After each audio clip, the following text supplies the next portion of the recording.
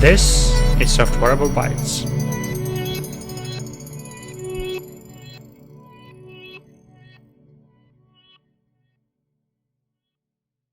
Hello and welcome to Softwareable Bytes. This is a podcast where I read to you from various blogs out there about subjects related to software and cloud engineering and architecture, site reliability engineering, DevOps, and everything in between. These are topics I'm passionate about, and if you are too, then this podcast is for you. In today's episode, I'm reading to you from cortex.io blog, an article titled, "What is Site Reliability Engineering?" So let's get to it.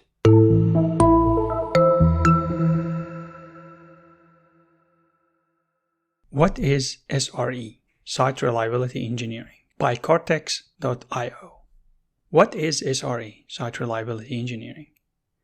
Historically, development teams and operations teams have been at odds. Development teams wanted to add slick new features to products. Operations teams wanted to make sure these features didn't cause dysfunction. This began to change in 2003 when software engineer Benjamin Trenner Sloss invented Site Reliability Engineering, SRE, while working at Google. He made his software engineering team responsible for some ops tasks, creating the concept of SRE and helping to resolve issues between development and operations. How does SRE work? SRE is performed by site reliability engineers, also known as service reliability engineers. These professionals are typically software developers who have gained some operations experience. They can also be IT professionals who have developed skills. SRE teams set service-level agreements, SLAs, for each service in a system. The SLAs define the system's required reliability, helping teams figure out which features they can implement. Within each SLA are service-level indicators, SLIs, and service-level objectives, SLOs. SLIs are metrics that measure a specific aspect of a service level. Examples of SLIs you might want to monitor could be availability, error rate, or system throughput. An SLO is simply the target you want to hit for an SLI. For example, you might shoot for a 99.9% availability over the course of a year.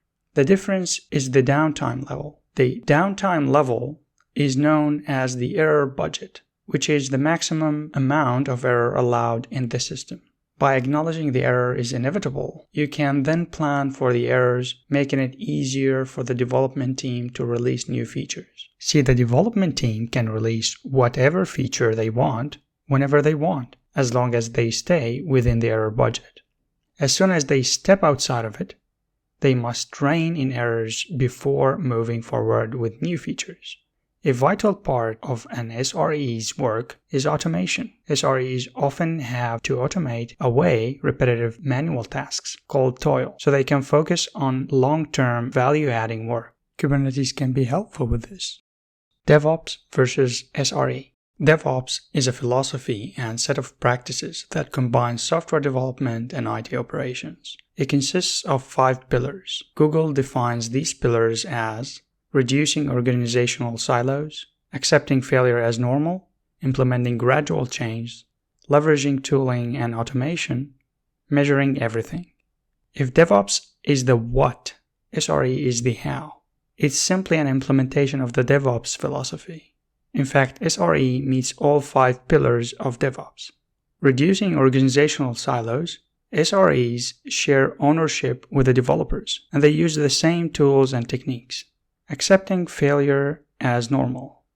SREs quantify failure using SLIs and SLOs. They assume that errors will happen, but set a maximum allowable amount to balance failure against new releases.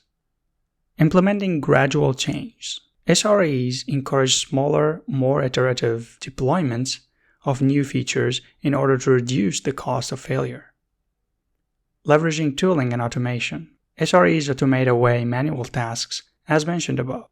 Measuring everything. SREs use metrics, SLIs, to quantify service level. Consequently, they can keep errors down. Benefits of SRE. Let's take a look at a few of the ways SRE can offer some major advantages to your organization. Provides clear metrics. Clear metrics allow SRE teams to highlight areas of improvement, such as reducing security vulnerability. SRE teams can also use metrics to calculate impact in other areas, such as revenue. For example, they could look at how much revenue they lost per minute of downtime. Improves code. The development and SRE teams share the same talent pool. If the development team writes poor code, more talent is allocated to the SREs to fix these issues, leaving fewer people available for the development team. As a result, the development team is incentivized to write better code. When their code works well, they could gain more teammates, bringing them the resources they need to create better features. Frees up time and resources to add value. Better code, fewer bugs, and more efficiency creates more time to add value to the product. The developers can create better and more exciting features that are less likely to cause problems. On the other side, operations can spend more time testing and performing upkeep. Put these together and you have a better product for the customer. The bottom line, SRE is quickly taking hold as an essential part of many organizations. It can help close the gap between operations and development. Consequently, you can deliver better applications faster without sacrificing the reliability of those applications.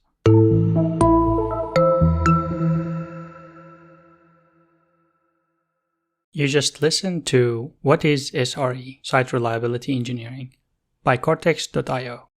I think the article covers some of the alluring SRE's history and jargon and was a good introductory level article to SRE. I like how the DevOps pillars were laid out in an article about SRE and how it was pointed out that SRE is more of an implementation of DevOps rather than a competing practice. And with that, let's check the tool of the day.